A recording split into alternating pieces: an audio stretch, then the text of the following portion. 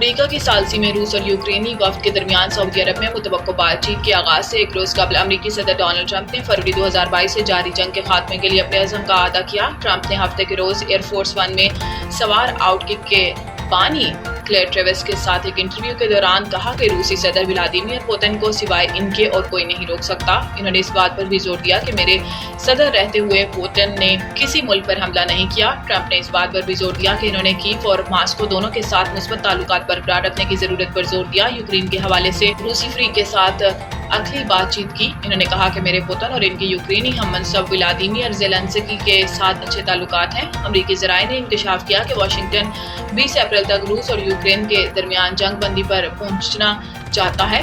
Bloomberg کی report کے مطابق جنگ بندی کی کچھ وقفوں میں بدل سکتا ہے۔ انہوں نے مزید کہا کہ روس نے کسی بھی معاہدے کے لیے کچھ سخت مطالبات رکھے ہیں، جن میں یوکرینی فوج کو ہتھیاروں کی فراہمی روکنا بھی شامل ہے، جسے کیف نے مسترد کر دیا۔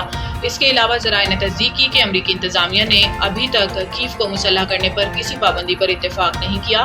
تاہم وائٹ ہاؤس نے کسی پابندی سے اتفاق کیے بغیر کیف پر دباؤ ڈالنے کے لیے ہتھیاروں کی اہم ترسیل کو عارضی طور پر روک دیا۔